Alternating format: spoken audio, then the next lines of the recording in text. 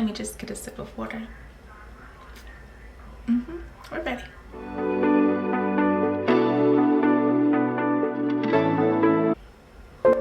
Hi guys, welcome in or welcome back to my channel, home of Christy T. I'm Christy T, and as you can tell from the title of today's video, we're going to be talking about the 5 things you need to know before you move to Japan. So let's go ahead and get started. So, as you can tell from the title, obviously we're talking about the 5 things you need to know before you move to Japan. So these are things that I didn't know before I moved here, and I wish I had known. They would have definitely affected my choices prior to moving and would have probably caused for an easier transition. So yeah, let's start off with number 1. The first thing I wish someone had told me before I moved to Japan is that you will drive on the opposite side of the road. And I know that may seem like, oh, that's such a small thing. Yes, it is, but if you've been driving on the right side of the road your entire life or your entire driving life, like I have, then it was a little bit of an adjustment. A tip I will give you prior to taking your first drive out on the road is I highly recommend finding someone, even though you're new here, just finding someone that's possibly trustworthy, and then going out in town with them, like you being a passenger. This will allow you to see like the first hand and like full experience of like what the driving conditions are out in town. I remember my first time out in town, I did go with someone because they were going to a store that I was interested in going to. I have never met this person in my life, and I was just like, hey, can I ride with you?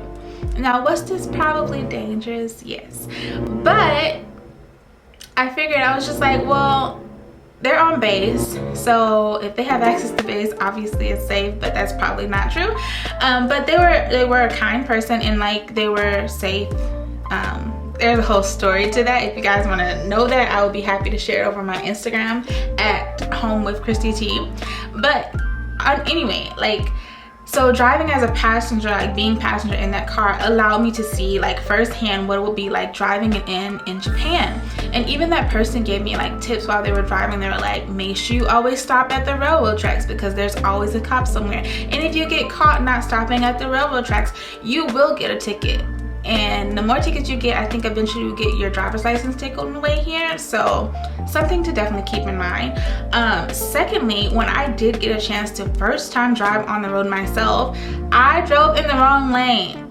I turned the corner, and thankfully I was on base when this happened, but I turned the corner and got right into the right side of the road, which obviously that's not the direction to turn into, especially no matter which direction you're going to. I can't really explain it without like pictures, but just know that I turned into the wrong side of the road, and like thankfully the people who I was buying my car from at the time, they were like flashing their lights at me like, hey, you're on the wrong side basically. And so I was like, oh snap. And so like I quickly got over into the right lane. Don't be like me.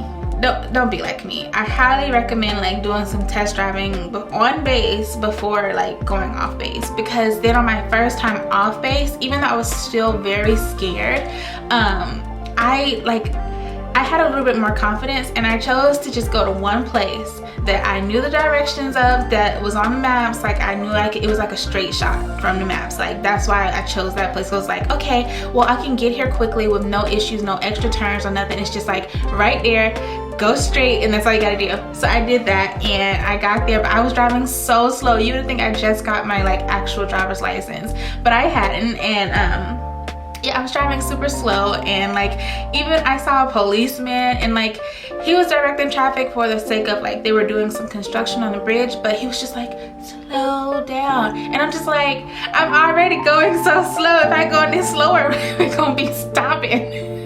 It was really funny, but it's nothing to worry about. You will have to like learn to drive on the other side of the road, but it's definitely something that's easier to learn, and the more you do it, the more comfortable you'll become with it. I don't recommend getting on the highway right away if you haven't like at least driven on the left side of the road, which is what we drive. We drive on the left side, but your driver's seat is on the right side of the car. So, all right. The second thing I wish someone had told me prior to moving to Japan is that you will need a car.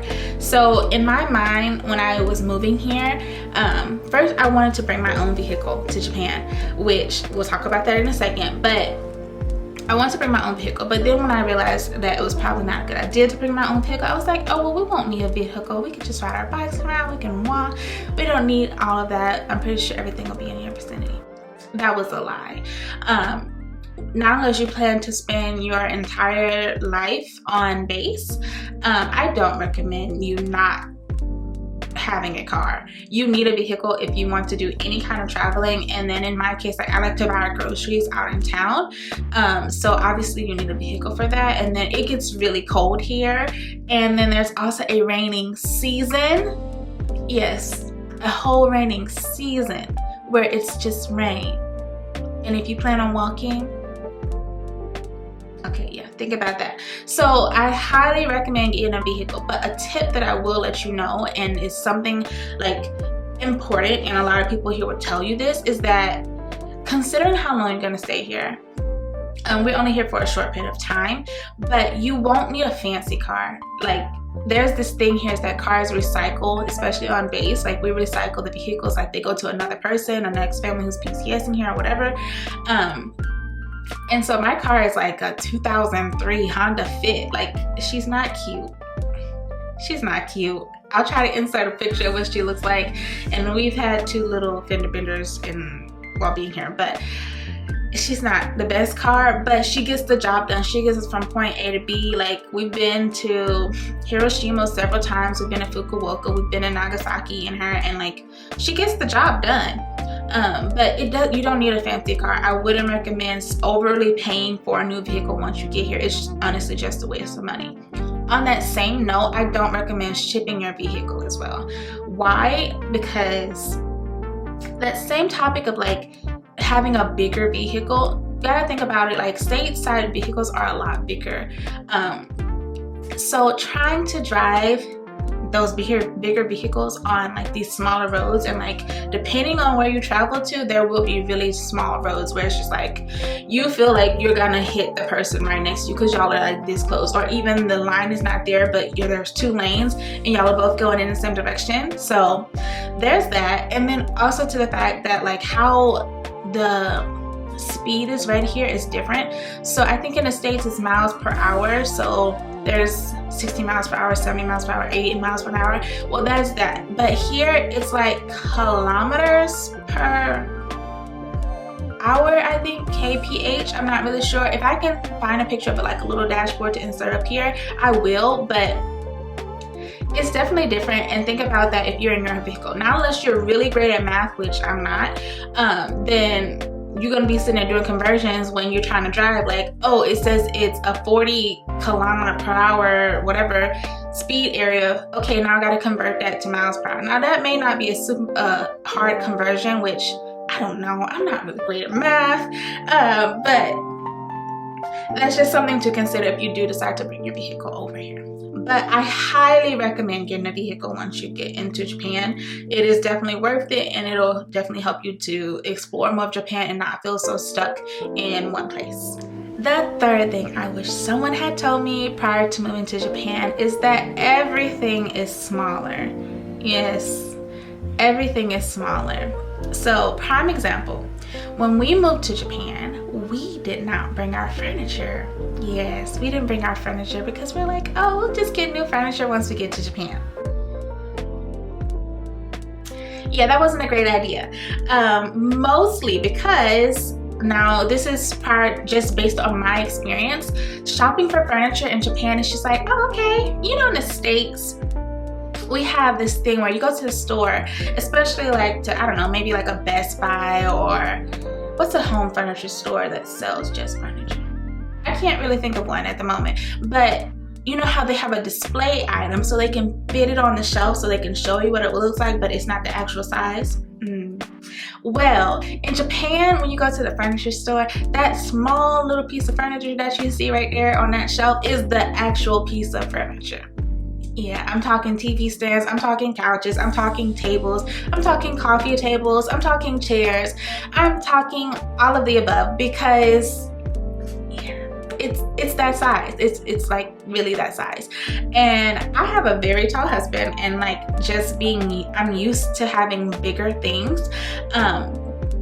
I remember we were shopping for an entertainment center for our living room, for our TV, just to sit on, nothing extra fancy, just a plain box of wood to put the TV on.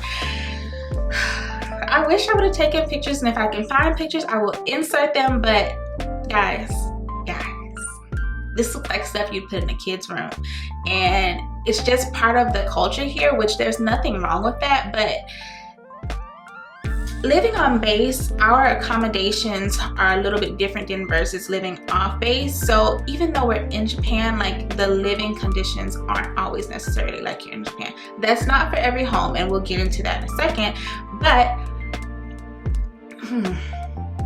you're gonna want some regular size furniture. So I highly recommend bringing your couch. Now, this comes with a caveat of itself, because we had a large sectional. It was actually furniture sectional, I believe. It was gray, and it had the long piece and the chase on the end, and it was really nice.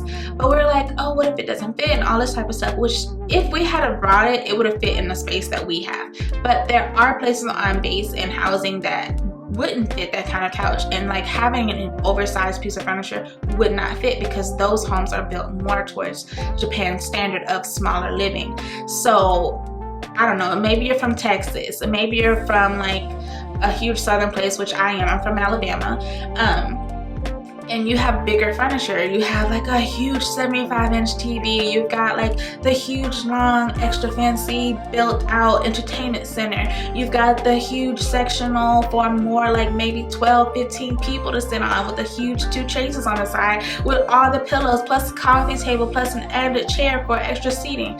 Some homes will not fit that.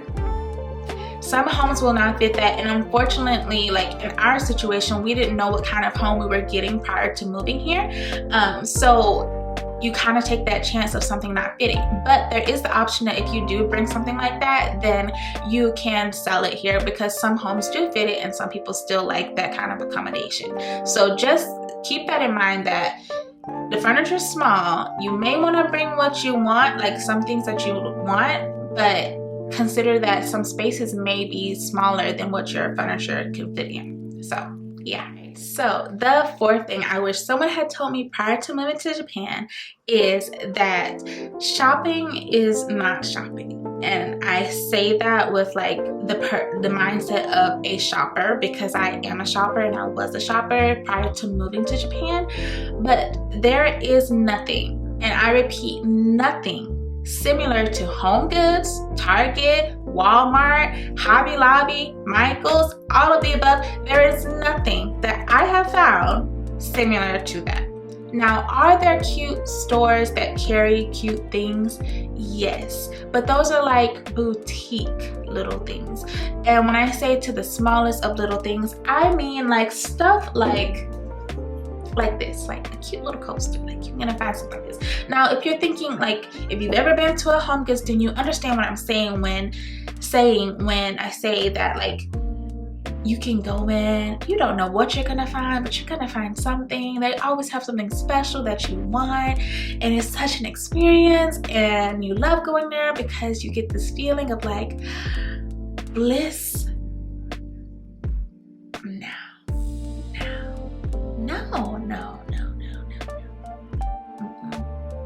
You have Natori, you have NAFCO, and you have a couple of other little small areas, but nothing, neither one of those comes into compare to what we have in the States as for shopping. And specifically speaking for Iwakuni, you will have a Yumi tab. And I'm going to explain to you what that looks like, because I just feel like you need to know and be prepared, because I wasn't.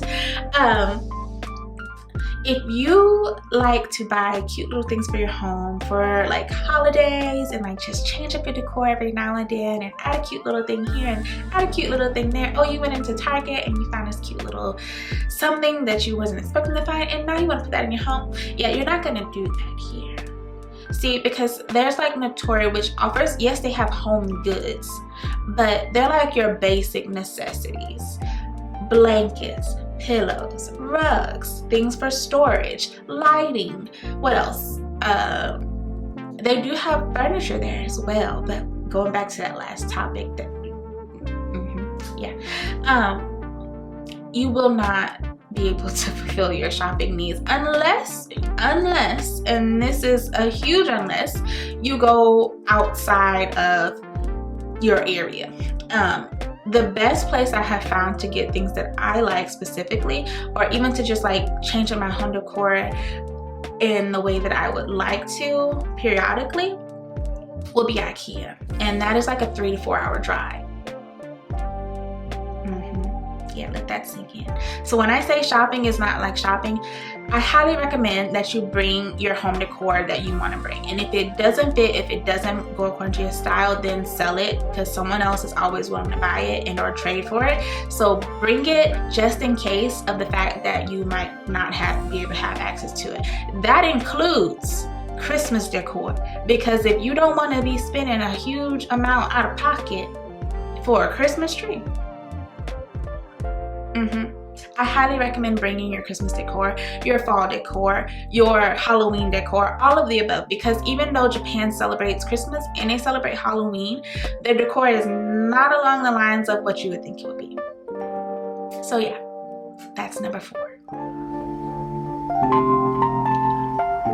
All right, so the 5th thing I wish, and this is the final thing I'm going to share with you guys. If you want to know more, I highly recommend commenting down below like what you would like to know and what would you like to for me to tell you about, because I definitely don't mind sharing my experience here and the things that I have learned. So just comment down below, let me guys know what you would like to have a topic about. But the 5th thing that I want to share with you guys is something I didn't know prior until my 2nd year here, and that is that taking the Shin is quicker. So here in Japan, they have a system where there's this bullet train, and I'm sure you've seen that movie. There's a bullet train that is super fast, and you can get from point A to point B very quickly. Now, I wouldn't recommend this on a daily use, but I know that they also have passes that are you can use the Shin for, I think they're day passes, so you can, or day or week passes, I'm not really sure, to access any Shin within Japan and ride it wherever based on that pass. Now, there's also the option to just get from one place to another. So for our instance, in normal situations, me and my husband drive to Hiroshima. It's only about an hour and so minutes away. That's driving. And that's without the tolls, because the tolls to Hiroshima sometimes just do not feel worth it, because it's maybe a 2-minute difference, and it's just at what point, why would I pay to take 2 extra minutes off of my drive? I don't understand. But if you took the Shin from here to Hiroshima, just for example, I would never take the Shin from here to Hiroshima just to go to Hiroshima. I don't think that would be wise for me in my situation. It's 15 minutes, 10-15 minutes tops, from here to Hiroshima. And like I said, that's normally an hour drive in traffic, driving without the tolls. So consider that. When we were going to Tokyo for Christmas, if you haven't watched that video, I highly recommend go checking out. We took the Shin from here to Tokyo. So that went from here to Hiroshima all the way to Tokyo. And I think that's Hanada. I'm not really sure. It's up there in Tokyo. Anywho, we were there in I think 4 hours. Coming back was a little bit more difficult, only because we ran into a blizzard in Japan coming down from Tokyo, so it took a little bit longer to get here. However, they compensate with that, and they'll go ahead and have a train ready, so that if they know people are coming in, that train's running late, they're gonna already have that train ready and know who's supposed to be on that train, so you can get to where you're supposed to be going to safely and in a timely manner. But yes, it costs a little bit more money to take the Shin, but I highly recommend it if you're going to take a long trip.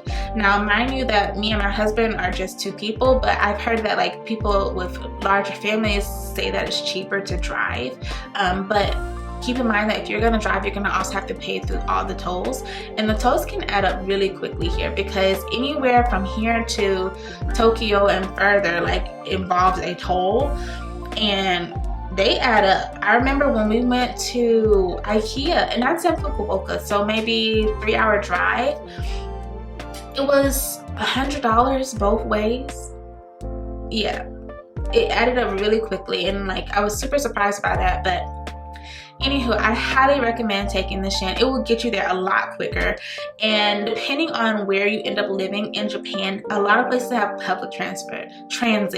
A lot of places have public transit, and I highly recommend using that when going to like visit different places or even living in certain areas. Here I wouldn't recommend it in Iwakuni, like just based on my own needs, but like, let's see, when we're in Tokyo, we took public transit all the time. So we took the Shin up to Tokyo, and then obviously we didn't have a vehicle, but we easily got around using our own 2 feet and public transit. Public transit was like maybe 200 yen per ride, like depending on where you were going, and like that'd be maybe 6 or 7 stops, and that's only 200 yen per person. Like if you do the conversion for that, it's like $1 and something US, I think. So all I'm gonna say, just always make sure you do your research on a lot of things when you move here, and consider all the options before making final options. And if you have questions, I highly recommend asking them, and there are a lot of resources here, and obviously I'm a resource as well. So like I said, don't forget to hit that like and subscribe button. Comment down below if you have any more further questions. I'd be glad to answer them. And yeah, I guess I'll see you guys in the next video. I hope you guys enjoyed this and found it helpful, and I will see you next time. Bye.